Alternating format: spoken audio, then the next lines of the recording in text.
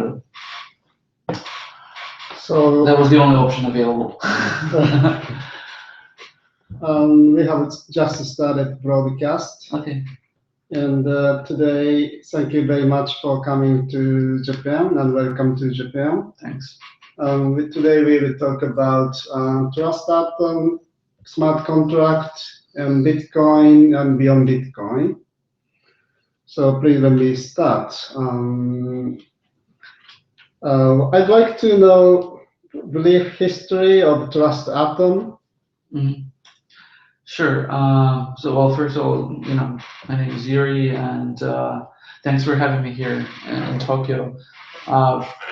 Speaking about the history of Trust Atom, I think the interesting part was I actually started it in Tokyo almost exactly a year ago when I was spending a month here.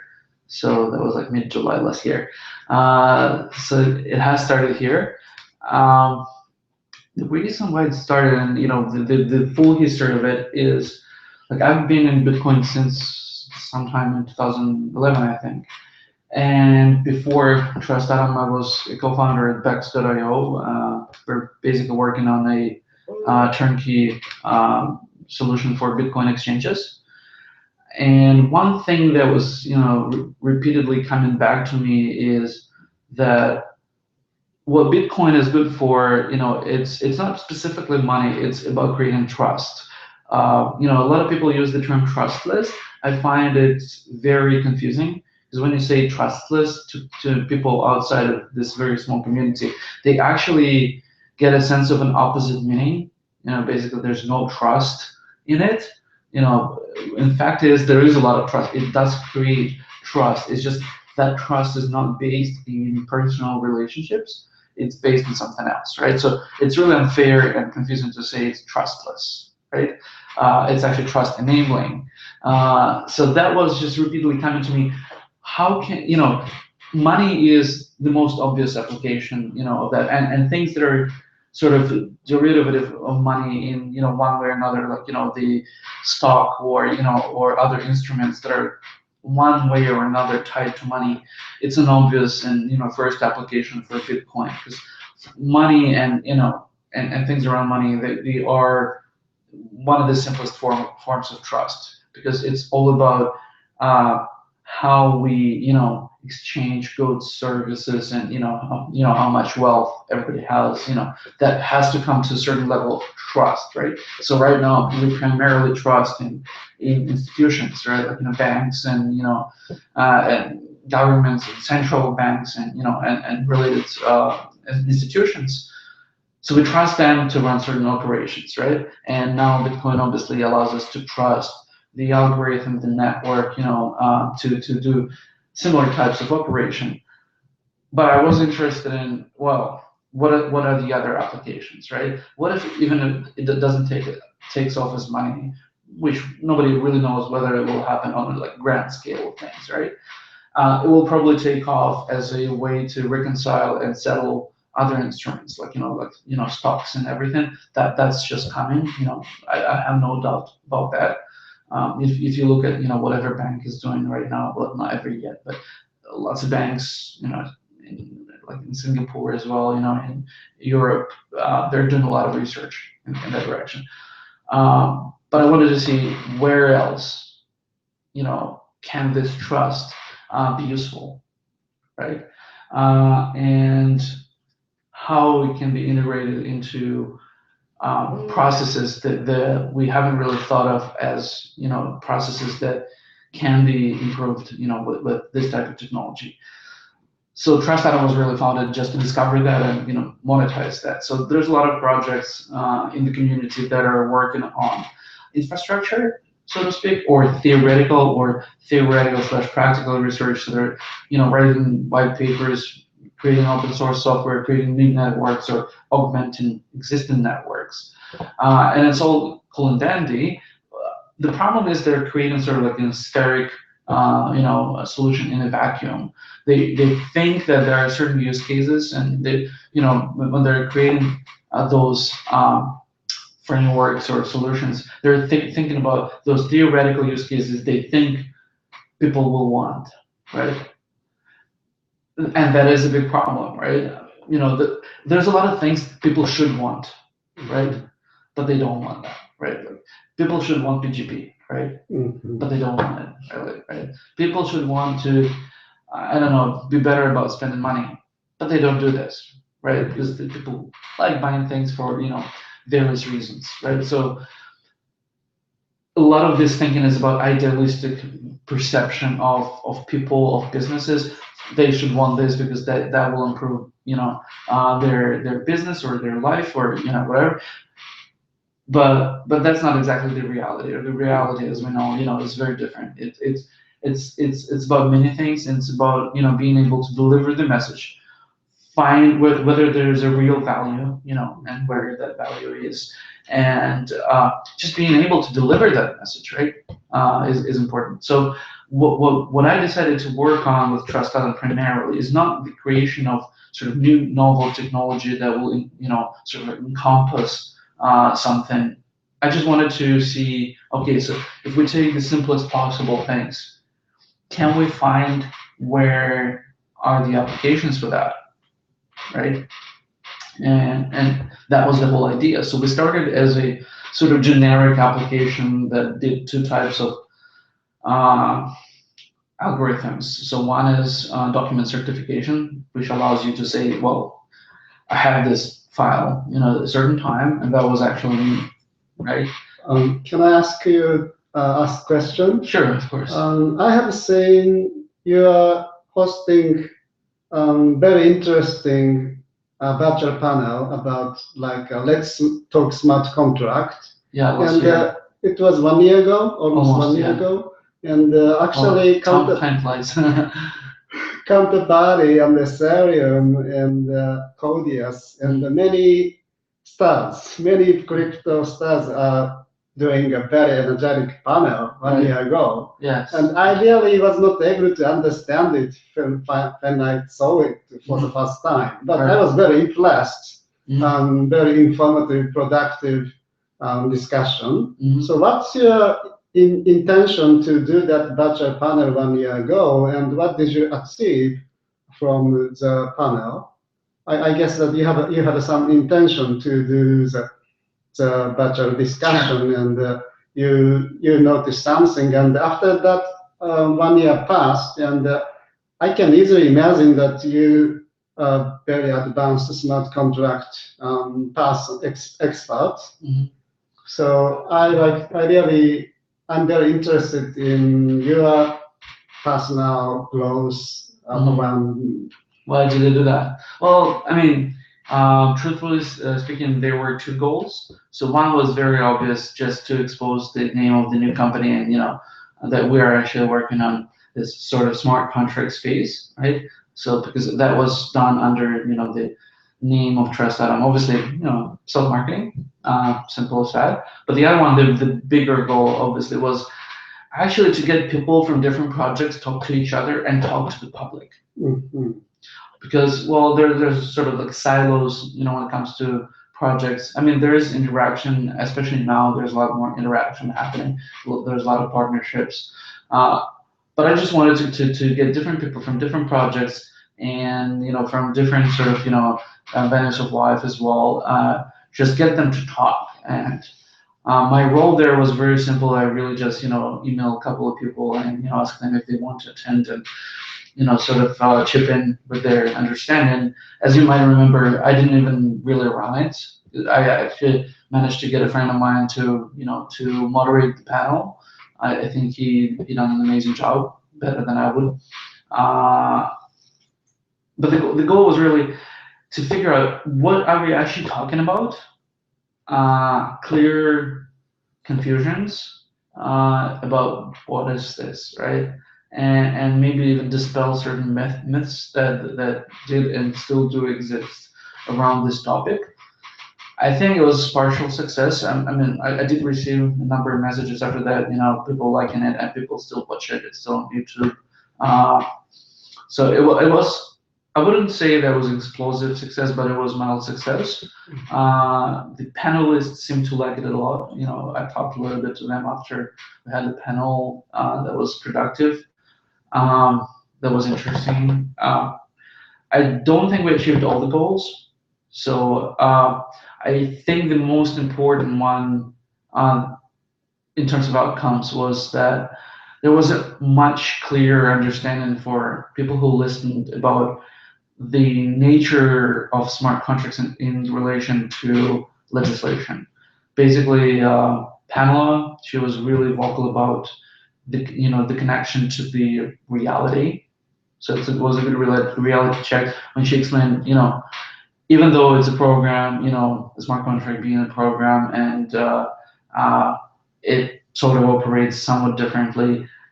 The fact, that it's in that form uh, doesn't mean it's not a contract under the terms of law, right? So law is a little different. Law is not about a piece of paper, or this and that. It's also like about judicial system, how the enforcement works. So the enforcement of agreements, she talked a lot about that.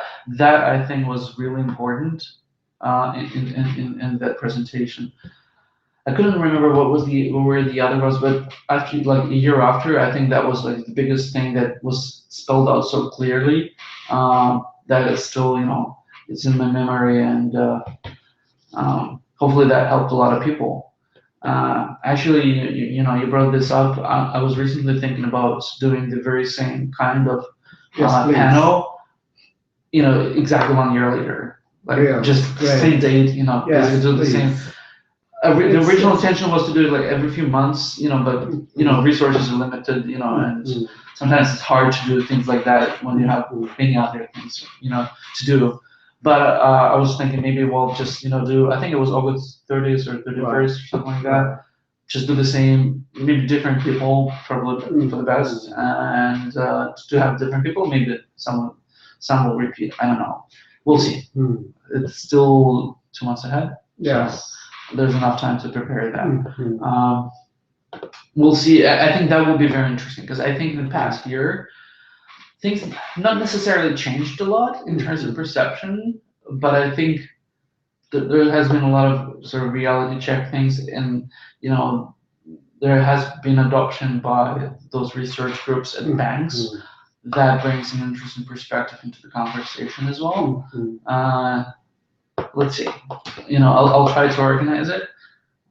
Cool. Sort of like the second one, Right. the 2015 edition. We'll see. Yeah. I think, yeah, having those conversations is really important, especially when the understanding of what smart contract is different, between different people. Like I for myself, and I think I was mentioned in private conversations before. I don't actually like the term smart contract. So we are talking about smart contract right now, but I'm actually almost actively trying to get away from that term. So it's both, on one end, it's actually a loaded term. So even within the sort of cryptocurrencies community, it means different things slightly. I mean, there's probably a majority looking at it in terms of like sort of Ethereum style contract, but if you think about it, Bitcoin transaction also qualifies as a smart contract very well with all the scripting, that it's in there. Those are smart contracts. They're just, of their own nature. So it's a loaded meaning. So when you say smart contract, there's a general understanding in the community of what is this about in general, but there's no firm understanding, that we actually are talking about the very same Actually, thing. after 1 year, many Ethereum has implemented NIST or GIFT or something to. It's more reality. Because Shimo-san. No, yeah, like it's more real now. But what I mean, it's still a loaded term, and what is even more important is actually it doesn't make any sense from outside of this community. Like when I talk to people like outside, like any type of people, anywhere from like regular people to VCs, when you say smart contract, they're like, what is that? Like, huh? It's just like it doesn't make sense. Like the term, like first of all, contract is not generally understood as a program. If you ask anybody on the street, they do not understand contract as a program. They understand it as words, or slightly more people who are slightly more advanced in understanding what that is in law. They will talk about intent, and compensation, whatever. the consideration, that's what is actually a contract. Contract is not a program. The fact that we can implement certain contractual obligations as a program does not make contract a program, right? It's sort of different things. So first of all, the meaning of contract is very different. And then when you combine that with smart contract, yeah, I kind of get it that it gets easier to understand now that we have terms like smart home and everything, right? But when it, like smart home kind of makes sense, it's like you have a home with a brain that sort of understands what's going on. But when you say smart contract, what does that mean? Like one of the connotations like smart ass contract, right? And the other one, like what is smart about it, right? Like smart home is easy to understand, sort of, right? Or smart home, right? It just knows how to do different things. And then when you apply this analogy to contract, like, does it mean like it's a contract that can do many things? But what does that mean, right? Like, So I imagine contract on the web, and if there's a template, and if you sign and I sign, then it's gonna be executed. But what does it mean, really, right? Like, like if again, like try going out on the street right now, just catch any person on the street and just say what you said. They'll just like you'll get a blank stare. They will not understand what you're talking about, right? But before, at this moment, contract is always on paper and Right. signed by both three parties. Right. Then it's going to be executed outside of the computer and network. Right. A smart contract can be it's tamper resistant. Once it's recorded on blockchain, nobody can modify, nobody can touch it, and it's going to be automatically. I understand all the part. I mean, there's no sort of material disagreement there. What I'm talking about is really the perception of what that is, and it doesn't have to even come from us. We just really have to understand what are we talking about. I think early enough, thanks to like King Shabo, basically started using that term, right? Because that was he basically coined the term smart contract, right? But I think just the word contract sort of narrows down our analogy to a contract, right? But the thing is, oftentimes it is not a contract. Because, again, contract is a loaded word as we use it right now, but it's not a loaded word or a loaded term really in law, right? So we're mixing a lot of things up, right? What we are really talking about here is programs, right? Because, for example, if you talk about contracts in a strict definition, sort of a jurisprudence, right? They will talk about the intent, the consideration, right? In programs that there could be none, right? Like, for example, in Bitcoin, you're just like, I send, or I make money available from A to B, right? Like inputs, outputs. Is that in consideration of something? Not necessarily. I just make a payment. Is that a contract? No, it's not an obligation. I make this resource available to, somebody who has a certain private key in possession. Not really, a contract. So I think while it's a cute term, right, and it's actually important to get away from it because we are marketing it the wrong way, right? People think about contracts, lawyers, and courts and all that, but does it actually? Okay, in that case, but still, Nick Zavod had a concept like smart contract 10 years ago. Probably more, actually. But and now many followers. Now smart contract is becoming more reality every day. And many talented, gifted engineers talked about smart contract. And it's okay, somebody can invent another concept, another words for the mass adoption or to lead But market. that's the key. Like my case is that that is the key because if you just want to keep it as a cute thing, in this small community, then we, can stick to whatever we have. But that will not have any significant adoption, right? Okay. Or we might have it, but it will be just, but the draw of chance, really, right? I think finding basically it's not just about finding how to market it. It's actually understanding what this really is so to avoid sort of boxing ourselves Mhm. into this contract things. Those are not contracts, right? Contracts often implies, parties and, again, like consideration, intent and, all of that. But those are just programs that have certain properties, Mhm. right? It's a program to do this and that, right? Mhm. And when you think about it this way, there's absolutely no problem understanding that there's one side being law and being, an agreement that you make with parties. And there's a program that facilitates an execution of that contract, right? Or there might be a program that does not facilitate an execution of any contract, and that's still fine, but it has those properties that allow us to trust the execution of that program, right? So, you might see this as a semantical kind of argument, but I would argue that it's not semantical. That's really important for us to understand what this is, right? It's a phenomenon, and we have to study it from inside, because if we don't, we'll try, we'll keep trying to selling it to the wrong people. Because again, when you say contract, right? Yes. You're selling to a very specific group of people, right? Like and it's just not what helps us. I have another question. Sure. I really like to understand what is Trust Atom ID and the Trust Streamline VC and Trust Atom API. Right. Sure.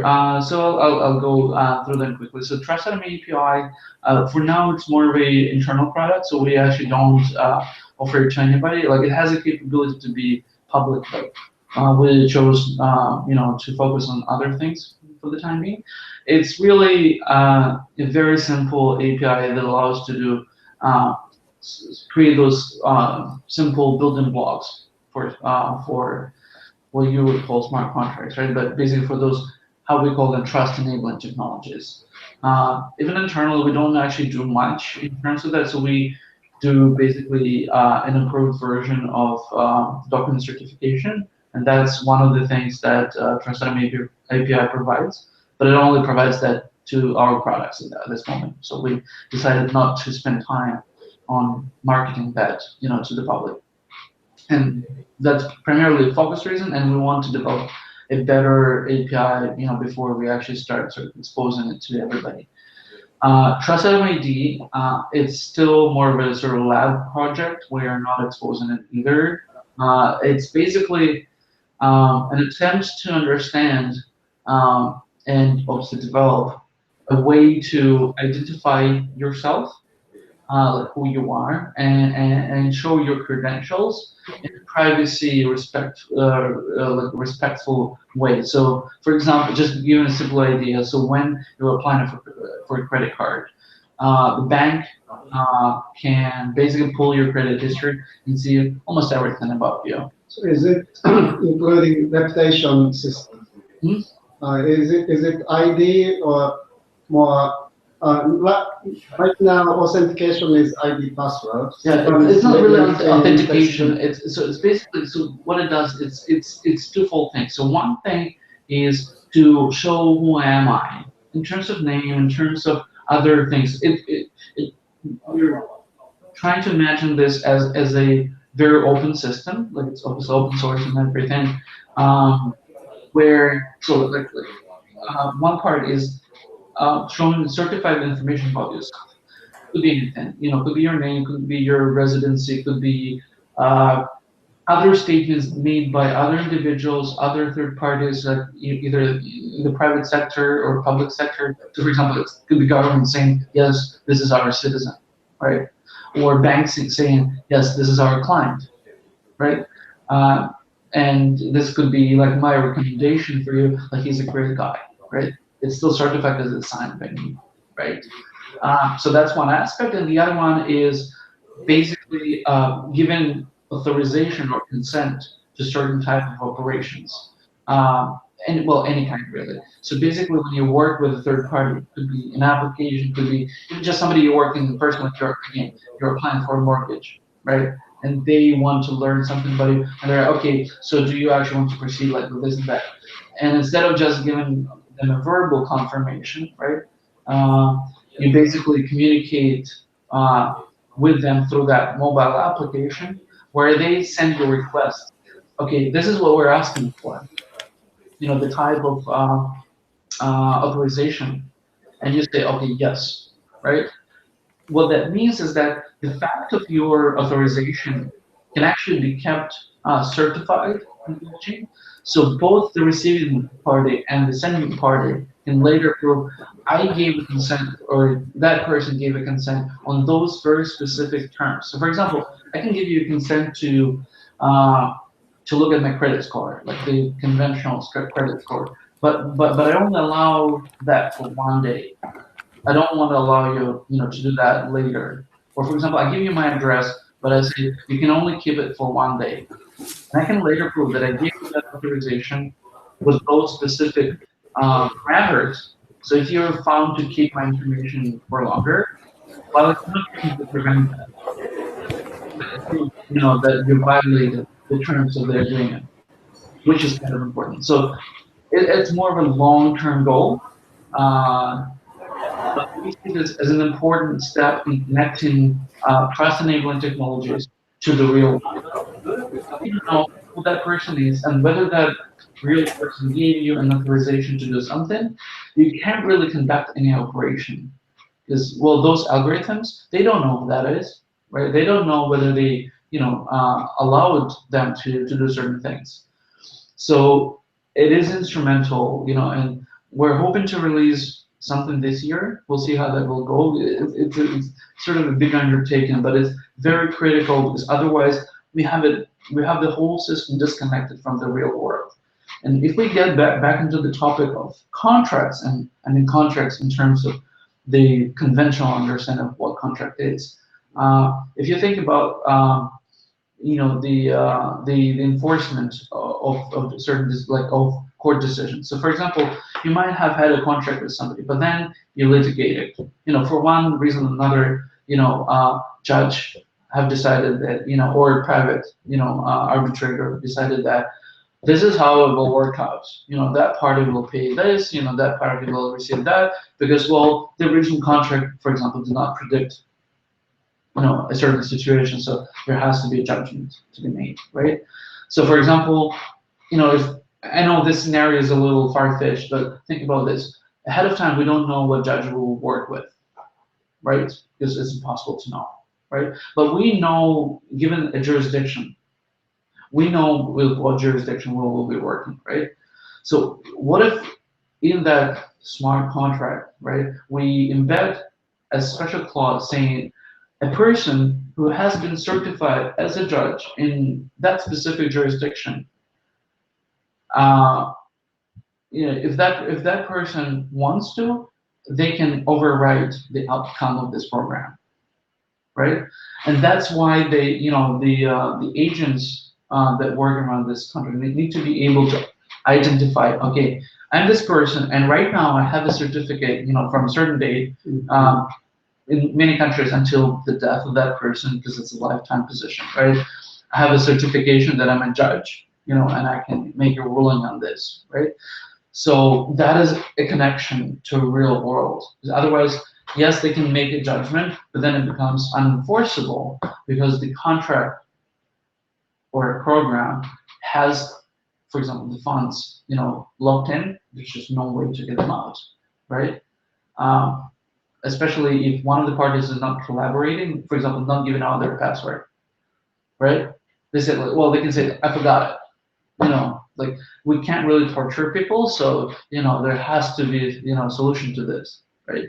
So connecting to identities and their credentials, and credentials is a very important part, Yes. right? Not just who you are, but what kind of things you can do based on your credentials, right? You work for company A, or you're a judge, or you're an official, you're a citizen of country like of Japan, right? That gives you certain benefits, right? Like for example, you can take that identification and apply for like social benefits, right? Like I can't because I'm a Canadian, right? But you can because you're Japanese, right? Simple, right? I mean, there's nothing new about that. But that's why credentials, in terms of statements made by other, trusted third parties, are very important Because basically, without credentials, So you're nobody. are You're you trusted third party to provide certain ID or certain sort of certification? piece of information about you, right? I mean, obviously we have to trust certain parties, right? There's no way around that. Like you know, they have to maintain their keys, and obviously, there are certain procedures how to make that relatively secure. And I mean, people do that already. If you have, a relatively modern passport, likely it's a cheap passport. It has information about you signed, by whatever department does that, in your particular country, right? Uh, so that is being used already. The encrypted and signed information on your passport. Like on my passport, I know for a fact there's a chip, right, with information about me, and it's signed by the Canadian government because they maintain their keys, right? The thing is, without the credentials, you in terms of communicating with other people and doing certain operations, right? You're no more than a piece of meat, right? It's really hard to just like how do we know it's his name? How do we know he works there? How do we know he's this or that? That's why credentials are of critical importance. And for everybody, those are different credentials, right? Yes. So we have to allow for a very simple yet flexible framework. How we sort of like Rails. You just put certain cards. Is it based on blockchain? I mean, are you making the Mostly cryptography, and it just for now what we plan to use is just the fact that we can certify issuance of certificates. So you can't claim that this has been done like 5 years ago. If you don't have the certificate to prove that, then it might have happened before, right? But you have no way to prove that, right? Is my identification registered on your site, and No. that is based on proof of identification? Actually, not on our side. So we don't want that to be our system. Basically, the way we envision this right now is it's an open source software, like primarily just a phone application. Basically, what happens there, all your certification is actually stored on your phone, and backed up in encrypted form elsewhere. So we're imagining that those were different services. It can depend on circumstances or the level of protection they're looking for, or willing to pay for, So sort of trying to allow a free market for different schemes for backup and retrieval of that information, right? So in certain cases, you'll be like fine with like sort of default option that is like a very simple encrypted backup, right? But like if you have a lot at stake, right? Because different people have different value sort of sitting in those certificates, right? If I'm sort of a nobody and my certificates leak, there's not much that can be done with that, right? But if there's a lot at stake there, I would want my backups and my phones to be protected really well, right? And I would pay for that, right? So we're not trying to create one solution that fits everybody in terms of securing your certificates. But in a general model, you have to think of this as of this phone as your storage for data. Like it's not on our servers. There's going to be no servers actually. The way we see this right now, it's basically your phone talking directly to third parties. So that is the way we're imagining this right now. Like we started with an architecture that had some server capability, but then we realized we really don't need it. So we just dropped all of that, and it's really a very simple P2P, even without broadcasting. It's just literally point to point communication with the third party. Like one of the interactions that we have designed there is, for example, you're working with a website and they need certain authorization or certain information about you, like some of your credentials. So what it would actually do, it would display a QR code. You just like on any third party application. So you just scan it, right? Which allows you to actually sort of break the communication of the internet, because your communication will be done over air essentially in terms of getting the initial request, right? So there's nobody to sort of intercept between that. So you basically scan it, and it basically calls back to the third party, checks their certificates, like SSL certificates, to make sure yes, those are actually the people who run this, application, is if it's not certified, then it's just too risky. Anybody can impersonate them, and it then fetches the original request, right? Whatever that request is, and displays it to you. Okay, so this service wants to know this, or wants you to give a consent to certain operation. And you're like, okay, yes, right? And then it communicates back to the third party. But again, it's done without the third party, so it's a direct communication. So once you grab the QR code, right, you basically know who to talk to, and you talk to that party directly. So that's how we imagine this. But so far, it's just an internal development. It's we're trying to really understand the. So what is the market for such advanced identification? Great question. The reality, we don't know, right?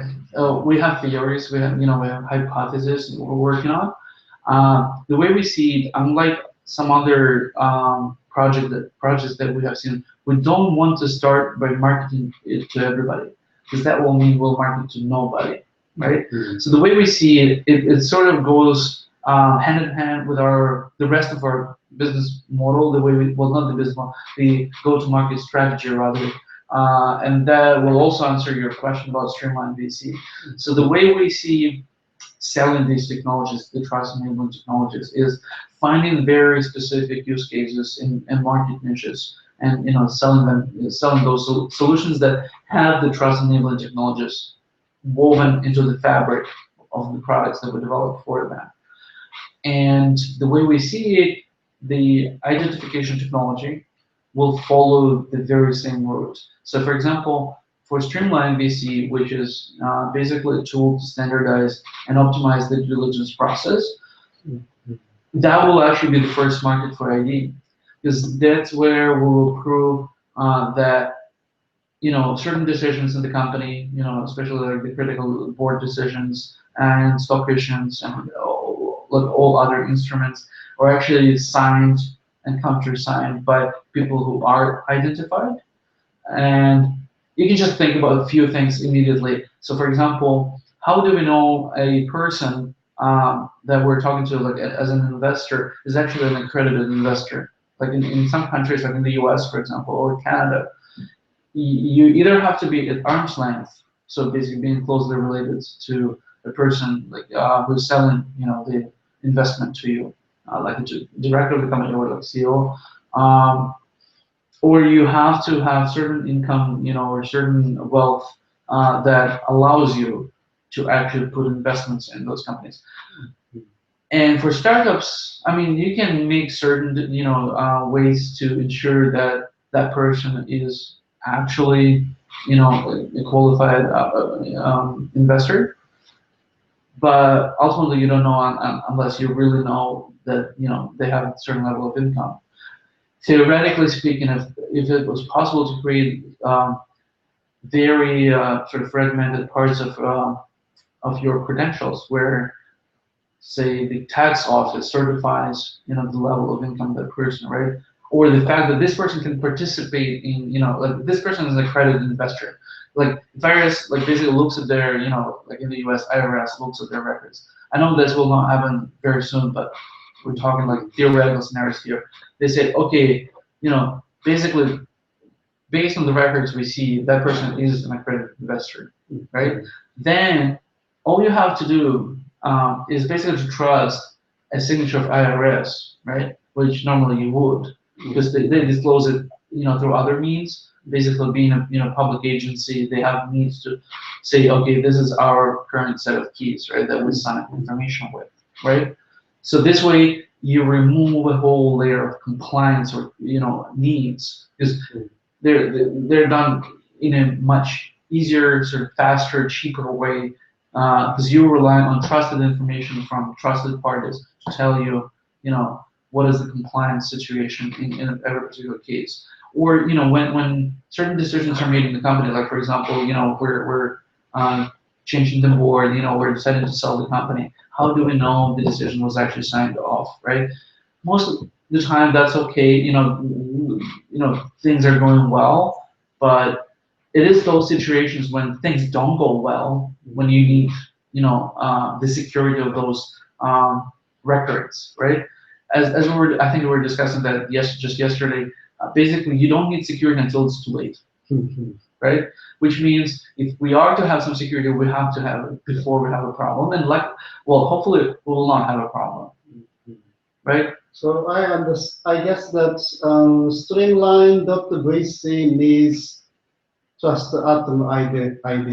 Yeah, like in order to be most valuable, it certainly needs it. So that's why we're continuing working on the IT parts, because we will need that. Right now we just do just general signing, but there's no sort of uniform way to do this through this mobile application that is separated from your computer.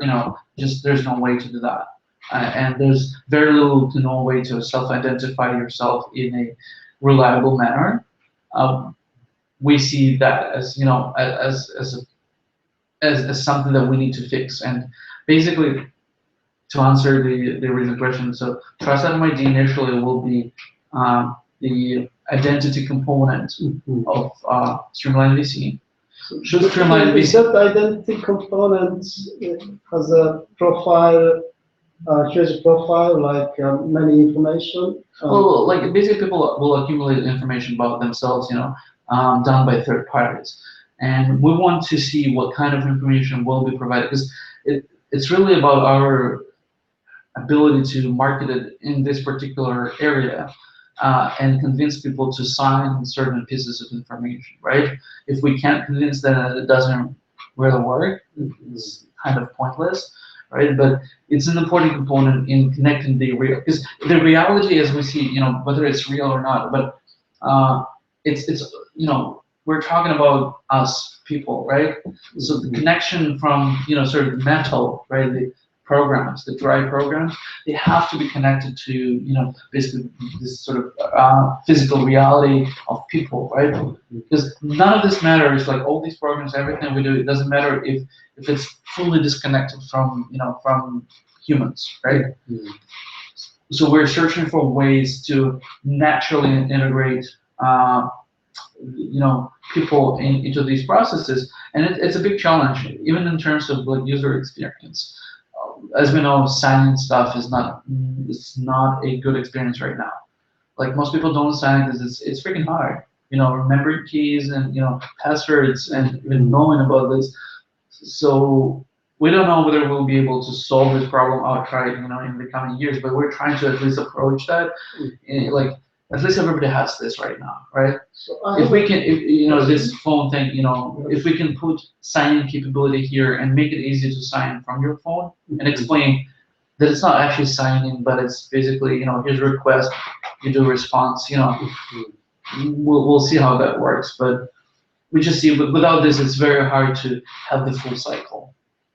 So I was thinking that your business is basically not for consumer but for business, right. And Streamline.vc sounds very serious application. And I was thinking that you do not need Android app or iPhone app because it's more B2B, but is Android and iPhone app very important for your business? Well, not for the business, but it's for basically for all the signing needs, right? When we do authorize the either issuances or certain changes in the company or or credentials of investors, it is important that it is removed from your computer as far as possible, and it is important that we know, or rather, the parties that are engaged in deals, that they know that those signatures are real. Like if I see that signatures done, for example, by you, I need to have like almost 100% surety that that was you. And I want to know when you did this, all of that. So like it's basically all I need is an assurance, right? Mhm. And we see this as a portable tool because we can integrate obviously some software even in the browser or in the web application, but we don't see that as a portable tool. The mediums change. Right now you're working with your laptop. Like in 5 minutes you might be working with your iPad. Later it could be something on the wall that you can be working with, right? But what is the most portable tool that you have on you? Right now, this is this phone, right? So that's why we see this phone almost like a pen, right? Like back in the day, everybody like who worked in business carried a pen, more or less, right? Just had them, on their desk. If you're in business, you're signing something, you need to have a pen. This is the pen for signatures. I think that multiple authentication like SMS and biometrics and maybe real communications. If trusted third party call you and start conversation, Mhm. it's much more secure. It's much more certain than other ways.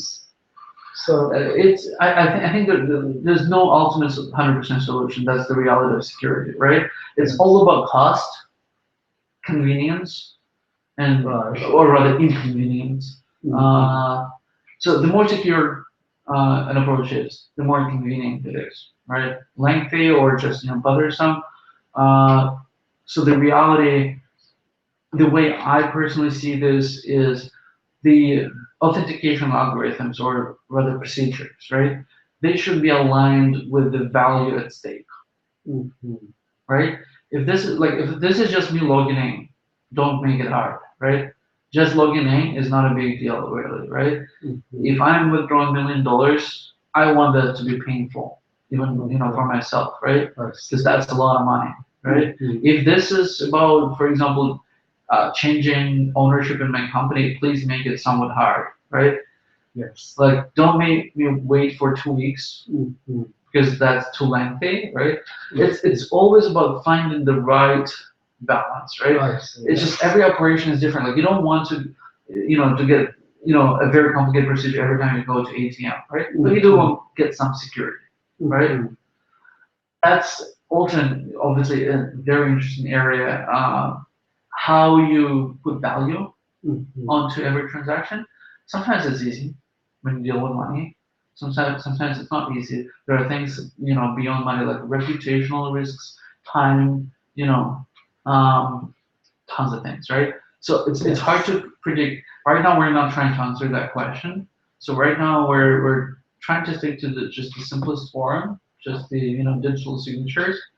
Later, I'm very interested in sort of parallel authentication venues, right? That will coexist with digital signing. Basically, that means we'll have to have oracles, right? So one way or another, either automatic or trusted oracles that would help co-signing certain authorizations, right? So right now you would just give like just an authorization, just sign by your signature. But in the future, when you add other procedures for authentication, so other either automated or semi-automated oracles will co-sign that.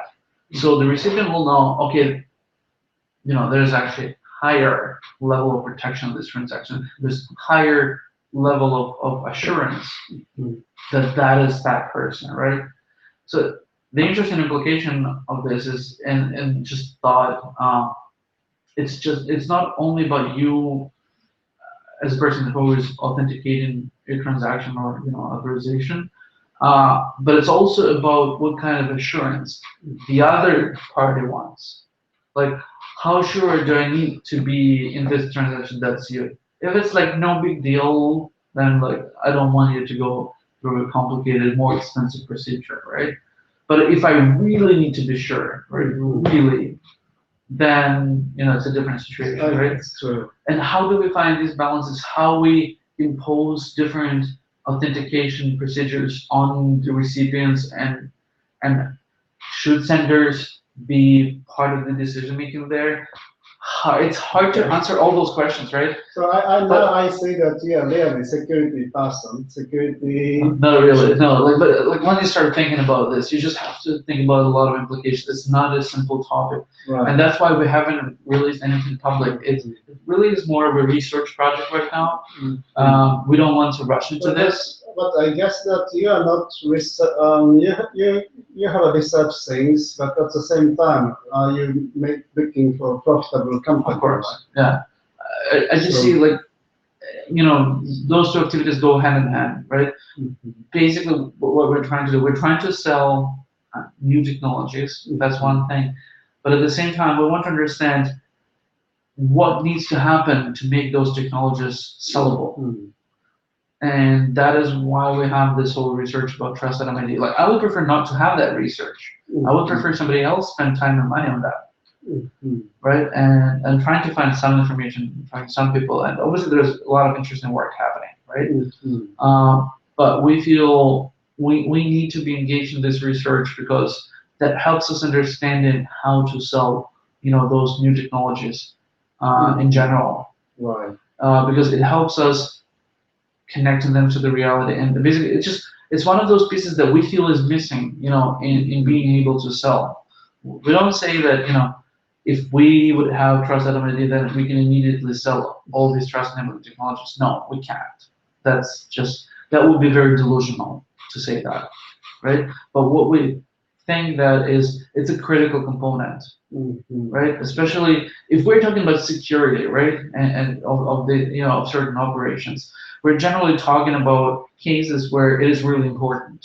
So if it is really important, right, then we gotta have this identity component, right? Because if we're talking about use cases where it's not really critical, that means we can't really sell trust enabling technologies there because that is not the market for those, right? They don't care, right? So they don't care about either of things. So if they don't care about, this being a very secure way to send transactions, they usually don't care about the general, security of being able to, make certain statements there, right? That means we're in the wrong market. We need to sort of shift our direction and, go find something else, right? Again, it's a game of balance, and we're like Streamline VC is just the very first practical attempt, right? Like, we started in December. So due diligence. Yeah. Due diligence is based on smart contract concept and proof of existence from blockchain. I think there's an important distinction. It's not actually based on it, it's using it. So it's just one of the important components, or rather we believe it's an important component. So we have been doing a lot of education in investment community, on both sides, about what that is. And truth to be told, it's a very mixed response that we're getting right now. It's probably three options that we generally see. One is, that is interesting, and I can see how that can be helpful. The other one is, what are you talking about? Basically, just no clue. Even if we explain, they're just like completely, not getting it. And the third one, no, we don't need it. So it's a mixed response, and we're trying to understand what are the actual sort of fractions of this community. So at scale, we still don't understand, like the yes and maybe, how big are they, right? Because the number of people we're talking to is still kind of small, right? So it's hard to say, is it 10%, 20%, 5%, 0%? It's, well, like almost zero. It's definitely not zero if we have few people saying yes, right? We want to see, what is the real number. We're still trying to understand how this happens. Like, we spent a few days in Las Vegas talking to a lot of people in the community, and I spent a couple of weeks in the Silicon Valley explaining this. Like I said, it's a very mixed response, but it's interesting. We'll see if ultimately that doesn't work out. Our plan is just to, take our learnings, and we have other ideas, with particular lending space and in wealth management, client space, and some other ideas where we can apply what we have learned so far, both in technology and in marketing those technologies, and we'll just move on, right? We have some interesting ideas, but being a very small company, where trying to protect ourselves from basically trying to do everything at the same time, because Right. that is just impossible. So you should focus So right on now we're just something. like, we're working on streamline VC and trying to see like how this can work out, right? Obviously, with anything as new as that, right, it's a little difficult, right? Your website is showing the job. I mean, you are looking for some engineers and business development. Well, every company is hiring nowadays, right? So And, it's very hard to find good people. Shimo-san is familiar with smart contract on Ethereum, Mhm. and I'd like to simulate how I can contribute as a business development person, how Shimo-san can contribute as a smart contract related engineer. Well, with smart contracts, I think right now is just not the main area of need for us, right? Like basically, like I said, all we do in trust enabling technologies is really document certification, and that's done. That works. Just there's nothing, right? Um, the bigger area of smart contracts or just programs, it'll come in a few years from now when we actually have a much bigger market and understand it, where things going. That's where the reality is, and obviously, most of us need to understand all of this that we're talking about, because that is a very critical component of our sort of portfolio, but that is not really what we're spending time on. So that's just something that is done, and even if we rewrite things here and there, they're actually not no longer critical, right? Especially business development. It's a great question. Business development implies that there's already a good, confirmed market, right? We are in the confirmation phase, so we went through a series of very interesting meetings, and hopefully we'll be able to announce some interesting uh, clients in a few months. Let's hope that will work out. Is it in Japan or Canada or US or Bangkok, or which location can you find? Primarily US for now. So, but we're still in the early phases, so we're basically working on proving our value to them, right? So we'll see. Like right now, I can't tell their names, but it's just like private. So in some cases, conversations, in some cases, pilots. So, but it's like very small at the moment. Right. Yeah. So what is the advantage for you to have an office in Bangkok? we don't actually have an office in Bangkok. No, it's just me spending a fraction of a year there. So we don't actually have an office anywhere. We're a distributed company, so Wow. So yeah, we used to be, well, we're not really distributed per se right now, because most of the well, actually everybody who works there full time is in Vancouver right now, except for me, oftentimes being on the road. But I personally believe, building distributed companies is often helpful if you can find ways to make it work. But a lot of people it doesn't work because, well, that's whole another topic, but it's really about how communications are organized in the company. I just want to say one thing, but later I can, give you a link to an article that I wrote last year, I think, or maybe this year, I don't remember. It was actually a year ago, I think. So basically, I think the big problem with distributed companies and people not being able to do them is that they assume that communication is about talking. Talking is obviously easier done in person, right? But my hypothesis is that communication does not directly mean talking. And communication is about passage of information, right? Or knowledge, right? Or anything like that. And that is very different from talking. It could imply talking in certain situations, but if you can organize work in a company, then you don't need to talk all the time. Okay, I have another question. Then it might work. Please tell me about your team. I mean, your distributed team. So right now it's a very small team. We used to be just a little bit bigger, but we shrank in size a little. So right now we have me, being on the road. I'm primarily doing strategy, business development, some technology as well. And I recently got a co-founder. He's a CTO. He's actually an experienced fintech entrepreneur. He's been to some Bitcoin startups as well. Like he's an alumni of 500 startups, Founder Fuel. So a lot of experience on his hands, and he had some successful exits with companies that he worked in. Like for example, one of the exits was to Groupon. So their service scheduling framework is actually his work. So a lot of people are using his work today. So I'm very excited about that fairly recent acquisition. So he started actually working with us a little over a month ago.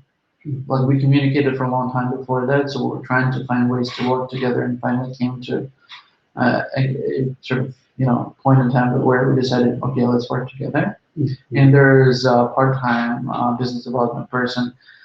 He's helping more like opening doors in general, and conferences, stuff like that. So he's not part of the founders team.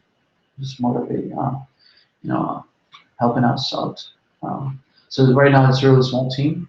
We used to be just tiny bit bigger, but right now we're still keeping it small while we're trying to prove our hypothesis and finding the right market fits. There's really no reason to grow much beyond that. Because we're talking to people all the time, because we did hire in the past, and we obviously will hire in the future. So we're developing relationships, but at this moment, for the next few months, we probably won't hire anybody. Uh, just reality. I see. But after 3 4 months, we'll probably we'll start hiring again. After seeing your website, I find that legacy smart contract application you suspend. Yeah. So did you change business target? How did you pivot? Yeah, the main reason for that application was to explore some technical capabilities and also to help do the initial fundraising. Basically, to show what we have, what we can do. That was used basically to prove internally that this is what we can do and this is how it can potentially look like, and yeah, just going, taking that and talking to investors, showing them, well, that's what we've got, that's where we want to take it. But that being a very generic application, it's very difficult to market it because immediately we would want to market to very different groups of people. While possible, that felt both on a sort of gut feeling level and in terms of numbers, as a very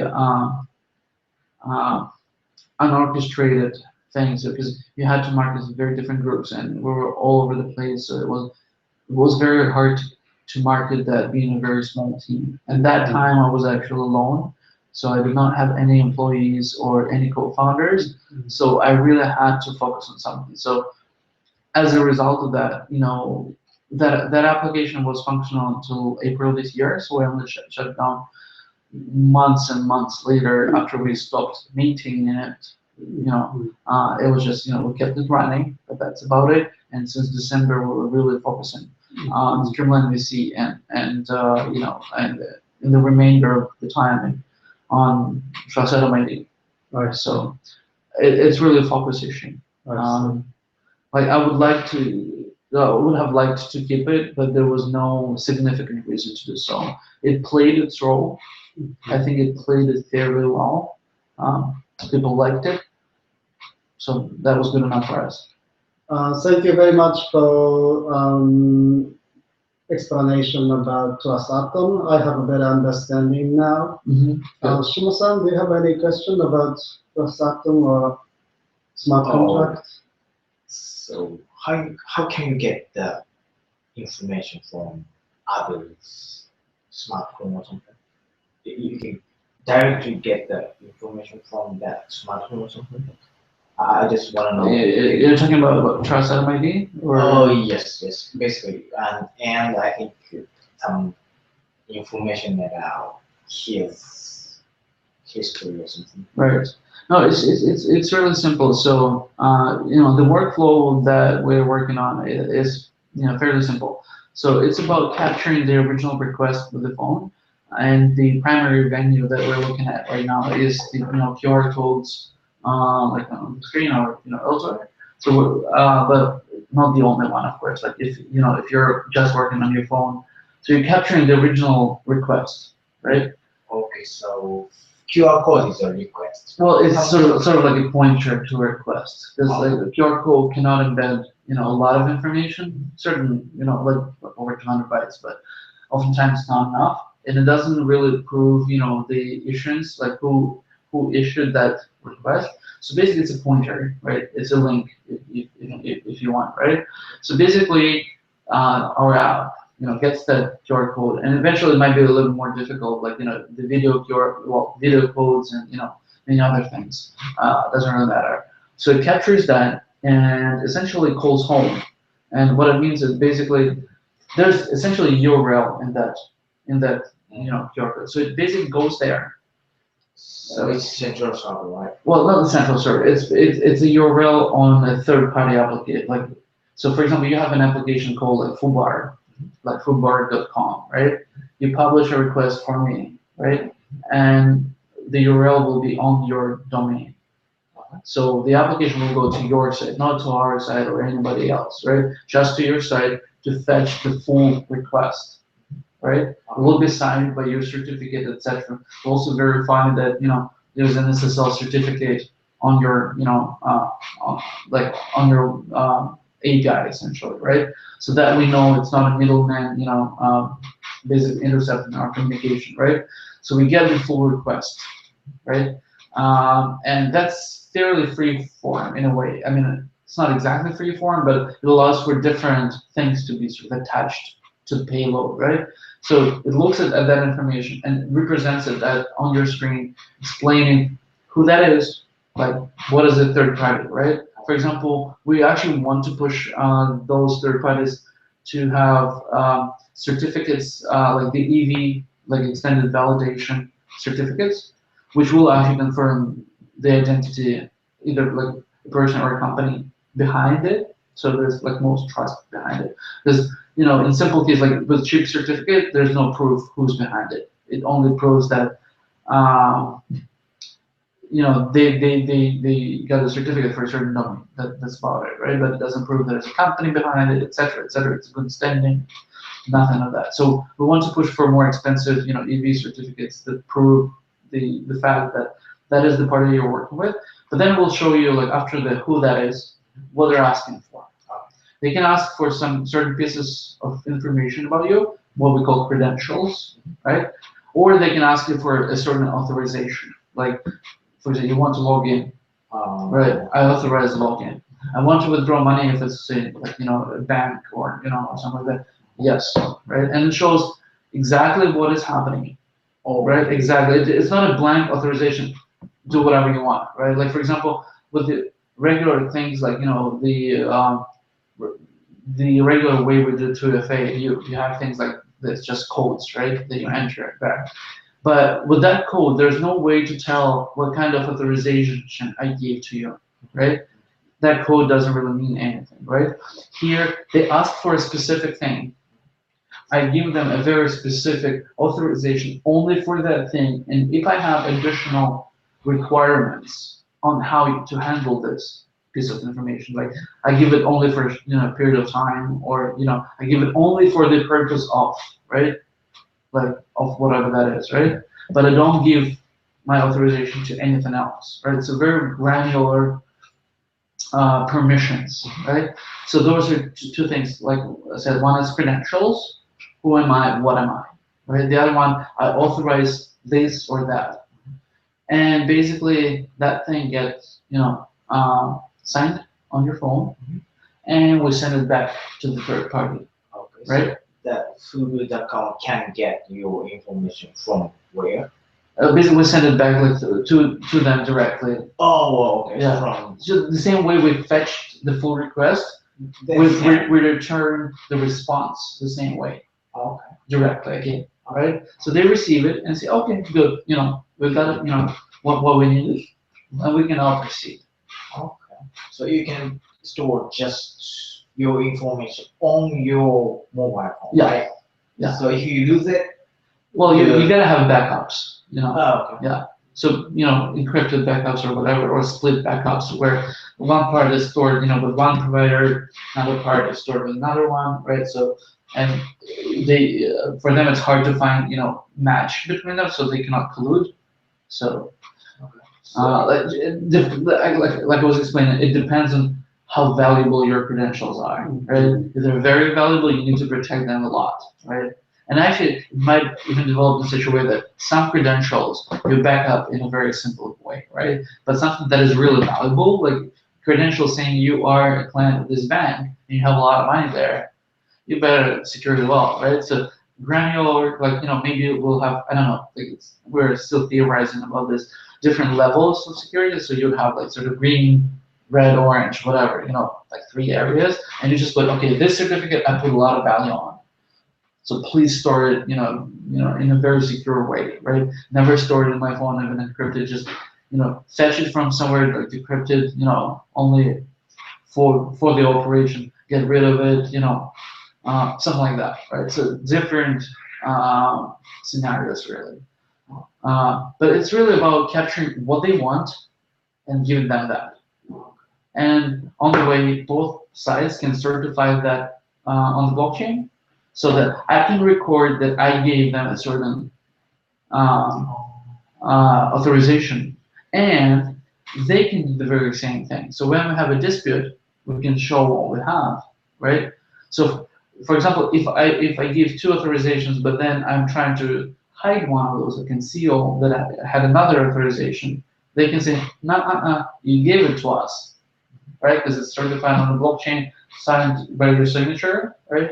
So you can't hide the fact that you did an authorization if they saved it, on their end.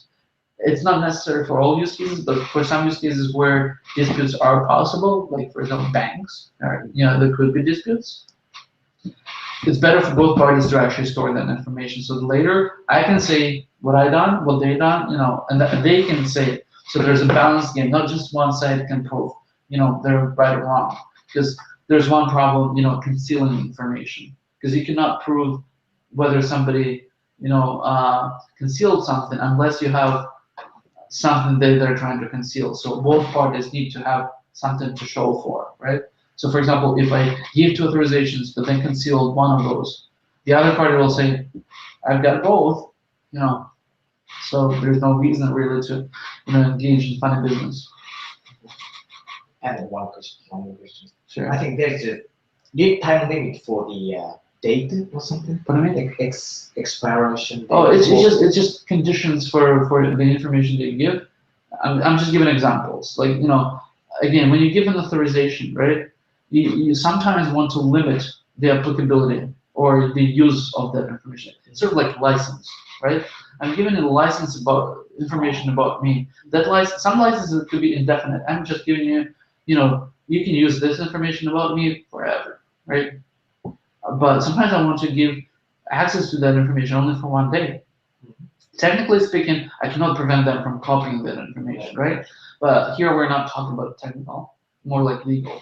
Like this is a license I'm giving you. Like you can only use it for one day, or you can only use it for this, right? But you cannot use it for anything else, right? For example, I give this information about me to look at it, but you cannot publish it, right? Which kind of makes sense, right?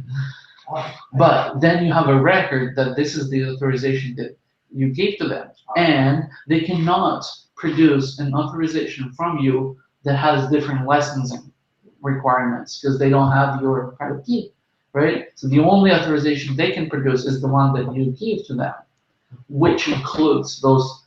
So basically, they cannot disconnect the information from the envelope. And like on that envelope, I write only for this, only for that amount of time. I mean, I'm just making those out. Like time is just a random example, right? more important is actually like what can you use it for. Time is just like an expiration of the licensing agreement. But theoretically, you can get any stipulation there, right? Some of those can be interpretable by programs, like expiration and everything. But some of these things can be, if they cannot be controlled by a program, they can be just plain text. Like, you cannot use this for publishing. That's hard to explain to a program, although in some context that is possible, right? But in certain cases, it may be just plain text, like, I allow you to do this for that only, right? For example, if you just give that authorization to a friend or whatever, like there's no program to use, to use that authorization or interpret that authorization, but you just say this is what I give it this for, right? And that's it. So we need to provide a very advanced, sophisticated authorization or authentication platform. Hopefully, I mean, it still is not material. It's still experimental. It's just a few pieces here and there. Like we wrote like an internal paper on the scheme. We have not released it yet, but maybe sometime later. And we have to rewrite certain pieces that we found to be inefficient in terms of just the whole procedure. So we just need to spend some time, rearranging that. But it's very important, for the grand scheme of things. It feels like a grand undertaking, and that's because it is. Eventually, we also want to find a name that is disconnected from our company. We don't see that as our project. Like, it's not Trust Automated. It's just an idea. I don't even like the name ID. I'm trying to find what is the best name to call it. Like, ID is too governmenty, too I don't know. Like personally, I just don't like it. But it's just like it's the best temporary name that we have right now.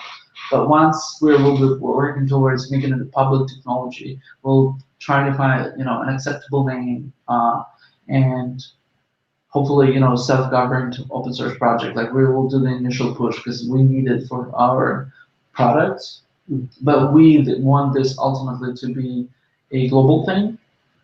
And like I was saying 20 minutes ago, we don't want to market it to everybody right away. It's impossible to market to every person on the planet, right? So we'll just market it to people who are using our products. And our expectation is that eventually, once we cover different areas, because we eventually want to be a multi-product company, of course, right? Go into different directions and see, keep whatever works, right? What we hope for is that they will think that this is an identification technology for the product that they're using. But then, once we have more projects and other people will, start using this, we hope that they will say, oh, actually, I can use this identity here and here and here. So, so we want to go from specific niches into, into wider adoption of this technology. So we don't want to go sort of, like top to bottom. We want to go bottom up. So, Wow. again, just a hypothesis. We don't know how this will work out, but we feel like it's an easier way when you have a very particular use case for ID and just say basically, okay, here's for example streamline EC. In order to ensure this and that, you have to use this. No options, just use that, right? If you want to use that feature. And then, for example, let's assume we're releasing an application for wealth management clients, the wealthy people, so that they will have their profile. Then think about it. So a lot of investors are wealthy people. No, like some angels and some like partners at VCs, they're well off. They are wealth management clients that have like over like a couple $100,000 just sitting there. So think about this. So this and that application actually has an intersection in their user base, right? So obviously, not the whole user base for wealth management will be investors. No, that's fine, right? But they will connect here, so and customers from here, by the virtue of being connected through this overlap, they will discover other products. Okay, we can use this for investments. And then another area that we're thinking of in general, lending, like mortgages, P2P lending, all of that. Well, P2P lending is very popular right now, and a lot of investors or wealthy people, put some money into that, I guess to that's- diversify, what they do. So another overlap, right? So ideally, we want to grow it not in completely separate areas, but areas that overlap in terms of user base, because that's sort of the easiest way to grow the user base. Your customer is Y Combinator, as far as I guess. Y Combinator, it's an investor and entrepreneur. Yes and no. I mean, So- like for Streamline VC, yes and no. Like more entrepreneurs there actually. Uh, so it's complicated. So for early accelerators and everything, there is use for like Streamline VC and everything, but their motivations are a little bit different from motivations of later stage investors. Uh, well, So I say that is a customer more Series C, B. Well, it just they're different kinds of customers, really. They need different parts of the product or different different reasons why they do this. So, for example, for accelerators, and we've talked to a lot of them because we believe that we need to capture companies as early as possible. It's just easier, to put them on the platform when they're young, right? So obviously, we're trying to leverage accelerators because it's a great way to access good startups, not just any startup, but better startups in general. But one of the problems that accelerators have is that they do have a lot of companies that they're working with. Every year they can be graduating like tens and well they review a lot of companies and then they accelerate a lot of companies and then they need to follow up with them. They need to do portfolio management, all of that. So their problem is often volume. VCs right now they have less of a problem with that because they don't make as many investments. They have less companies in general in their portfolio, right? So that's why I'm saying their motivations are different, right? But we actually do hope that we can make VCs make more investments. Again, I was covering this many times actually. We believe we can help them increase their bandwidth because we believe we can offer them a way to make decisions about their investments faster than they normally do. Therefore, they can make more investments per year than they do right now. And I think in the very long term, this can very much change the dynamics of the investment market. Because right now, everybody's crazy about unicorns, Ubers, Airbnbs. And the reason, like my personal belief about this, the reason why they're looking for these is because the returns on their other investments are fairly small, right? They need to compensate that. And unicorns are a way to do that because their growth is explosive and the returns are just insane, right? So that's how they offset all of those other losses, right? But my working theory is that if you can actually identify good companies, not unicorns, but good companies fast. So you can make, smaller investments into a lot of potentially good companies. Then you don't necessarily need to hunt for unicorns. You might still want them, of course, because their returns are wild, right?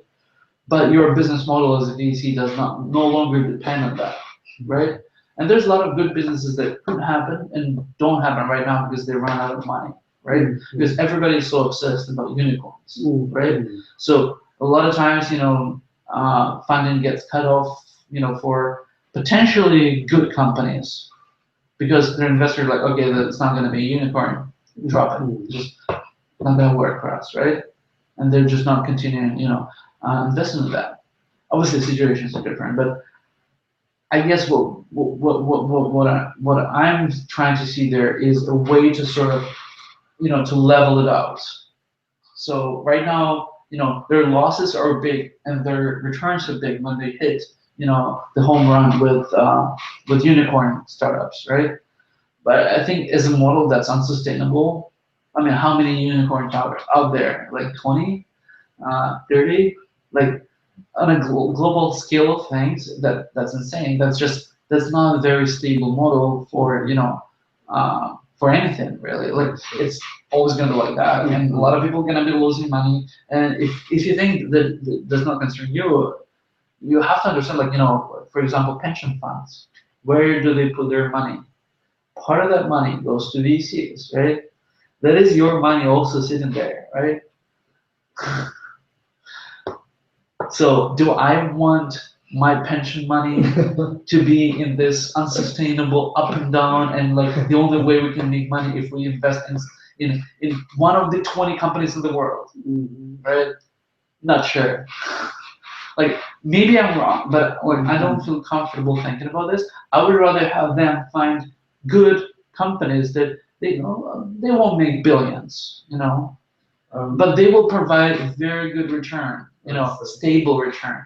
Because it's really not about, because when you're talking about unicorns, yes, the return on those is huge, but when you balance it out with the losses, the ROI of a VC would be, let's say, 20%, 25%. I mean, that's with great VCs, right? It's not actually super high, right? And struggle to balance it out, balance the losses with insane returns. And see, with insane returns, there's a lot of mechanics that come into play. So, for example, they need to find some companies that they need to pump up because they need to create those unicorns. How do they do that? By investing at higher valuations. They say, oh, this company is worth $1 billion now. But who decides that? The investor that puts money there. They're like, okay, we'll buy a certain percentage of your company at at that price. And then they draw a number. So a lot of that money is created in a very interesting way, right? Because see, they need those unicorns for their business model to work, but they are often in position to create valuations. Is that real money? And then we're talking about bubbles that burst. Why do they burst? Because of the unreasonable valuations, right? And then when everything bursts, you know what happens with your money that is sitting in the pension funds, or rather VC. You lose it. Well, at least they lose it. They don't tell you, they lose it, of course, because there's pension fund, but then you come to your pension, there's little or nothing, right? So it's a much bigger picture, right? And that's why I think accountability and discoverability information and decision making is very important. And obviously trust comes into the picture. You cannot make investment decisions without automated trust or making it cheaper to achieve, right? That is why we're doing this, and why we're doing this in conjunction with trust enabling technologies. It might seem like two things sort of far removed from each other, but hopefully now you see sort of the thinking that we've got behind this. Why we think the investment market and trust enabling technologies in the longer term should find some ways to integrate to really change the dynamics of how investment is done. So it is obviously a longer term picture. Nothing will change overnight. But I'll be very happy if a lot of ROI, or the same ROI even, if funds can make 25%, 30% out of stable investments and make a lot of good investments in good companies. Thing is, it'll just be it'll be better for everybody. There will be less reason to create fake valuations. So your money essentially will be safer, and in big part, thanks to cryptography and thanks to blockchain. Although it's hard to see, but I guess that you are not Bitcoin maximalist, no. But you are still depending on Bitcoin blockchain. I'm a pragmatist. I'm very pragmatic about it. What do you think about future of cryptocurrency, Bitcoin, or Ethereum, or Codius, or Counterparty, or I guess that yes, you need to still choose some infrastructure. In a way, personally, I don't care who will win. Sort of this race. Our solutions are agnostic to that, right? Right now, I'm putting my bet on Bitcoin. It has momentum. It's as simple as that, really. It has momentum. It has been proven fairly well.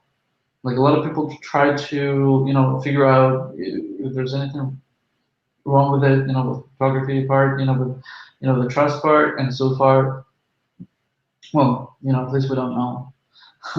If anything was discovered, just seems to be the most sane the most sane choice. Other technologies not as proven, definitely not enough momentum. Like there's definitely momentum behind say Ethereum, but it's still fairly small comparing to. It's still not really real. It's still it's a test platform, right? For now. And the problem is Bitcoin does have some value behind it. People exchange money that defines value to them. Either speculatively or not, doesn't really matter. Ethereum, yeah, there was some speculative um, value a year ago when they distributed their tokens, but we'll see. Right now, I don't know. Is there even a market for either right now? I haven't followed that through. I think the hardest part is actually getting a real momentum. There's obviously a community around Ethereum, but I'm not even sure. Like outside of that, how big is it really? Is it like a couple hundred people, 1,000 people? Like, it's not very big, right? It's hard to say. There's a lot of interesting things there. At the same time, there's too many things there, so it's a complicated thing. I think part of the reason Bitcoin is successful, even though some certain parts are complex in Bitcoin, like the script and everything, it's not like, trivial.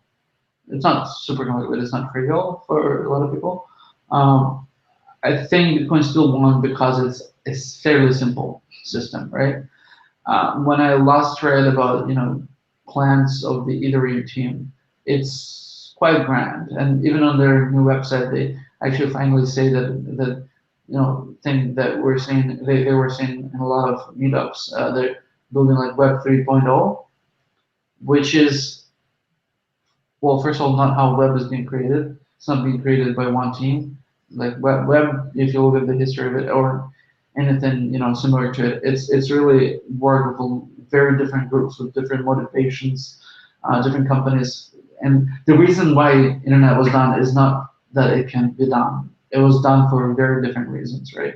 Like Darko financed it for for their like military reasons, right? Like other agencies or other companies invested money in internet technologies, not because so that they can build internet. That was not the motivation, right?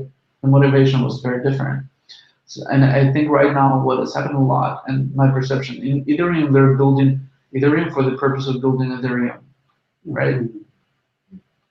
Which is cool. Like hacker in myself says, yay, that's cool. I love it, right?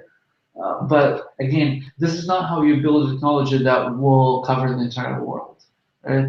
Like one company or one organization cannot do that. Like you can do like AOL, and it will live for a few years, but after that, it's not going to be AOL, right? It's going to be like full internet. Um, so my prediction is that a lot of things that were and will be developed in Ethereum will, surpass the whole project. Like if for some reason Ethereum is not to survive longer term, a lot of things will be learned and and applied. So I think it's just a great effort to learn more, build things. I just don't think the reality will be the way they see it right now. I think the reality will be different. But learnings, both mistakes and good parts, will be useful. So I'm not just here to say that they should just stop and not do whatever they do. They should be doing it. It just I think the future is quite different. But obviously they have to have a picture of future. If they don't have any, then how will they even work on what they're working? Obviously they need their motivation and and sort of grand plan or grand scheme of things. Granted, but I have to account for the reality I'm heading into, and I think 70% they will fail attaining their vision, which is not necessarily a bad thing. I think it might be a great thing that they will not attain their vision. like I know they're working on a lot of things right now, like the contracts part, the language, and the blockchain, the Whisper, I think, right? The Whisper and Swarm. It's just like it's too much. Like come on, like it's too much. Like one gotta stop somewhere, right? And I think that's a particular problem that Ethereum project has. They invent too much. They try to solve everything. Hence the Web 3.0 thing. Uh, I understand where they're coming from, but I have doubts that will work out as they think it will. I don't think it's realistic. I think we talked about this today. It's about focus. Mhm. What is your real competitive advantage? Because when you try to build a currency, a language, a blockchain, a communication system, and delivery, I'm not even sure what's the difference between Whisper and Swarm. It's like messaging and storage. What's the storage is a function of messaging, really. Because like if you store but can't send it anywhere. So anyway, like see, there's so many components. Part of that, well, it's hard to do big projects. Big projects usually fail. That's just statistics, right? It's just like it's not a matter of opinion. It's numbers, right? And the other part is what I was gonna. Damn it, I forgot. Like let's just say it's really about big projects being very. Oh, I remember the second part. So first part is big projects. Most of the time they fail, and the other one, it's actually hard to explain what is Ethereum. Like I know a lot of things. Like I have enough knowledge to understand a lot. But every time I spend a little bit of time reading up on Ethereum, I'm like, really, is there like one pager that like teach me everything? Because like sometimes I don't even know where to start, right? It's just like okay this, and then you discover another blog post by Vitalik, and then you read another article and just figure out what this is, and they're like oh this is actually outdated. It's like it's no longer that way. Jesus. So see, bigger projects they cause that because they're too big, right? If there was just one little tiny thing, it's easier to follow. So it's really well, if it's so difficult for me with a lot of knowledge and baggage in the industry to figure out how to follow that information, imagine how difficult that is for newcomers. It's probably insanely difficult, right? Very difficult. Yeah, but the thing is, difficult, like when you say the word difficult, it means it's hard to get adoption. Yeah, true. So if you aim adoption, you also have to make it easy. You can't have both difficult and adoption, right? Yes. Like Bitcoin, it kind of took off a little bit, but if you talk to a lot of very well-known people in the Bitcoin community, they say it's not taking off yet. Yes, it grew to a certain size, but it's not really taking off. Like take off, right? Like a really big thing. And the reason for that, it's complex, or rather not complex. It's difficult, right? Even like the addresses that we have, like 1A, X, Y, whatever, like I mean, it does make sense for us to understand what this is about. It is difficult, right? You don't need to know what that is, but just the shape of that address, like the way it looks to an ordinary person, is difficult. It causes mental overload, right? They don't even need to try to understand, why it is the way it is. It's just by looking at it, they're like, yeah, it's difficult, right? When you see an email address, it's easier, right? Even though it was difficult for a lot of people, but naturally email address is kind of easier, right? It's just not as, uh, I don't know, the address itself, right? To a regular person, like anybody, even in the community, it doesn't make any sense. It's basically just an encoding of a long number, right? Like I don't memorize addresses ever, and nobody does, right? So it's a very technical thing there, but it does cause that cognitive problem that, like, I don't know what that is. It looks difficult, right? People don't need difficult things. That is a big adoption problem, right? When you make things easy, right? Then you can see, like, this is why this, is actually super popular, right? It's easy, right? And it's, well, it's also beautiful, but I have two questions. One is, I'd like to know about your opinion about block size limit of 1 MB and what 20 MB. And the next question is your opinion about sidechain. block size. Honestly, no opinion. I'll let people who care more about it figure it out. Like sometimes you just have to have no opinion. Like So yeah, depending on the core team basically to decide what's the best. I generally think we need to increase the limit, but there are different solutions to that as well. How you can have sort of like different variations of side chains. Like where basically when you think about Bitcoin, Bitcoin is a clearance network, right?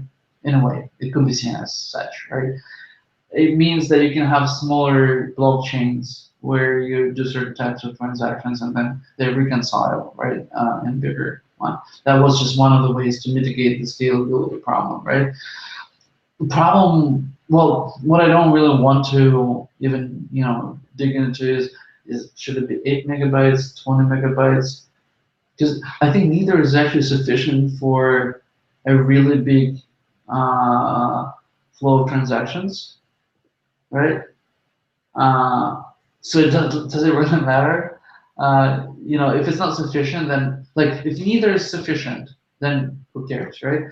The other problem is we don't actually have this problem right now, but people are arguing that in a year that will be a problem. We'll see if it will be a problem, right? It might be not. And like what I really want to see, and I'm sure there's been some publications of it, like what are their projections? Let's say in a year from now, 2 years from now, 5 years from now, what's going to be the volume of those transactions, so that we can see how sustainable they can become. But the real thing, I don't see Bitcoin really taking off as a currency yet. I mean, some people use it as money, of course, right? And I do use it as money sometimes, but it's just not a very big use case globally, right?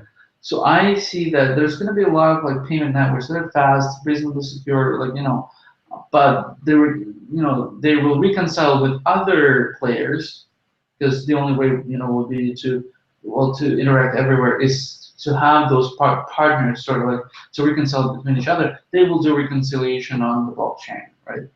But their networks will be off-chain, and I mean, people have talked about off-chain transactions for a long while. There's nothing wrong with that per se, right? Again, we'll see. We don't know the future, but I just don't think this is my fight. The reality is, like I cannot be a part of every fight, and nor I try to. So I should try to stay awake as much as we can. strategically abandon that area and focusing on Yeah, it's just basically, your goal. it's focus, right? Okay. I know a lot of people, they always have their opinions on the block size or the POW algorithms or other algorithms. While it's sometimes entertaining, I just don't think it's my fight. I see. Like, there's enough people sort of in the room, so to speak, right, to figure it out. They know a lot more about this than I do. That I basically don't value my opinion on this more than theirs, because I just don't have enough information to make an informed decision or opinion or form an informed opinion. Um, it's easier to rely on others' word. I see. So same applies to sidechains, really. So I'll cover both questions with the same answer, really. We'll see. I'll just follow with the crowd, not my fight. Thank you. Is your job trust atom related to IoT a lot? No. No. So far, we don't even have any plans. Like, it's something that somewhat follow, somewhat at a very, very high level, like have a general interest in IoT, right? Or how they say right now, IoE, Mhm. like Internet of Everything, or IOA, Internet of Anything. Basically, well, sexy terms, it's basically just about giving connectivity to every device, right? Um, which will probably coincide with the wider adoption of IPv6. Because right now, basically, part of the reason why we don't see global IoT is because, well, there is IPv6, but are we actually using it everywhere? No, hell no, right? IPv4 is still very dominant, right? Uh, Is IPv4 good enough? for certain things, but there's not enough IP addresses. So that's just the problem. So you can't give a unique IP address to every device. That's the problem, right? And with IPv6, you can easily do that. Mhm. And I mean, IPv6 has been around for a long while, but it's still not part of everyday's life. Mhm. Although some traffic might somewhere be tunneled like through IPv6, gateways and everything, but we as consumers, generally, we still see IPv4 IP addresses, you know, for many reasons, IPv4, with firewalls and nets, it works kind of, right? But it's one of those problems, that you run until you actually have a problem, right? And then you got a problem. Again, I'm not actually knowledgeable enough about IPv4, V6 saga to make a valuable contribution. Like, my knowledge of IPv6 is very limited, let alone what is the progress of the adoption. All I know is when I look up an IP address on my computer, it's still IPv4. So,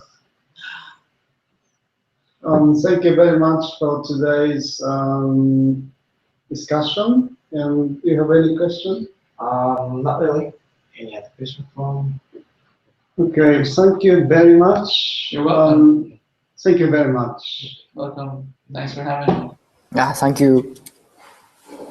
Papa-san, do you have any question? Yeah, I'm worried about it. So, but I like to ask about the yeah, if already answered, it's so late. Yeah, about the company organization, the legislation to the Bitcoin. Are you planning to use a side chain for to do that? That will depend if they will become a reality and if they will be useful for us. And I'm open to this. I'm open to look at what they are planning to release soon. That will be the first step because right now I understand, in general, but I wanted to take a quick look at what is actually being done, and that will ultimately depend, on whether this will become part of Bitcoin because that is a hard fork. Hard forks are hard. Uh, I don't want to invest money or time in Yeah. that I'm not sure will take off yet. I think it will take off, but there is a fair amount of criticism as well.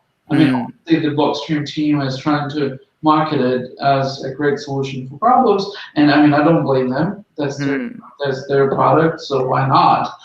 They should be doing it. But others are also criticizing it, and fair share of criticisms as well.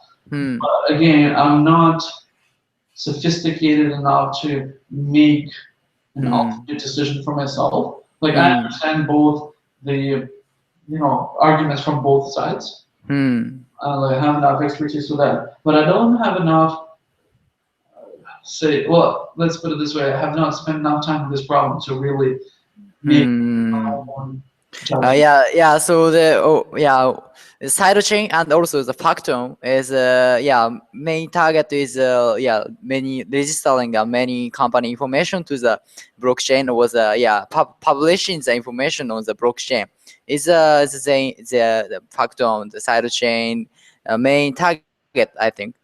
So I'm wondering how do you think about the technologies and Yeah, but you'd like to maybe you'd like to directly rely on the Bitcoin blockchain. So No, like, I'm not yeah. data on blockchain.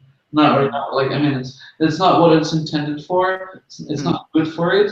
You know, it's like you can use things for things they were definitely not designed for, and sometimes that works. You know, by lucky chance. But oftentimes, if the thing is not designed for a certain kind of use, well, it's funny that you can use it for it. It's not really the right thing to do. Like, yeah, you can embed, a certain extended number of bytes into transactions, like in Bitcoin transactions, using some clever techniques, and I'm quite familiar with those techniques. But you know, it's not supposed to be used that way. It's just, and I don't see a reason to do so. Bitcoin is about establishing order of things, and about establishing authority over uh, quantifiable resources, right? Data is neither of that. It's just like basically you can publish data anywhere, and if you're concerned about the fact that it's in one place, well, stored in 3 places, 5 places. It really is a function of how valuable this data is to you. Stored in 100 places. There are some projects doing like P2P networks for data storage. Why does it have to be a blockchain? There's no reason. Like, why would you want to have your data on tens of thousands full nodes or millions eventually, right? Why? Like, that's just redundancy that is not necessary and very expensive. Like right now, if you take, let's say, 1 megabyte, and then forget about blockchain, but think about this problem. You have 1 megabyte of data, and you want to store in 10,000 different computers. How much will that cost you? Think about it this way. And do you need 10,000 copies of your data? Like, usually 3 is enough. Yeah. Or 7 if you want to be safe. Oh, I see. And Yeah, so it's a function of how valuable your data is. And the more valuable it is for you, the more you will spend protecting it. Like, there's no level playing field for, like, we're talking about, everything data, about credentials. Everything has value attached to it. Some things are worth something, some things are worth nothing, and some things are worth a lot. Same rules should not be applied to those things, right? So very important data should be on tens of thousands of computers, and it is actually, because blockchain data is very important because it allows for planetary scale consensus. It is on tens of thousands of computers. That is not, like, every day we spend, like, as a network, we spend what, like $15 million in electricity costs alone, right? It is a very expensive storage system, but it's there for a reason, because otherwise we cannot achieve this planetary scale consensus. But the consensus that you have your Word file on tens of thousands of computers just doesn't make sense. If you can try and bet, and you'll pay dearly in transaction fees. That's just not a great thing, and basically it provides value only for you, and it basically makes it harder for others to use this in network, because they will have to download your file, especially if it's encrypted. What's the purpose for them, right? With the monetary or rather value transactions, right? It does make sense because it helps them understanding, where the money comes from, like basically seeing the money flow. And it's basically a system where you have to maintain others' transactions in order to be able to maintain yours, right? So it's give and take, right? But here it's basically you're taking but not giving anything. So on so many levels, it's wrong and pointless. I don't like the word wrong, but it's just economically very interesting. Okay. I guess experiments are going on. Somebody will get the mass adoption. Somebody will be successful. That's the nature of this game. Yeah, so very interesting. Thank you very much. Yeah, thank you. Thank you. Bye. Yeah, bye.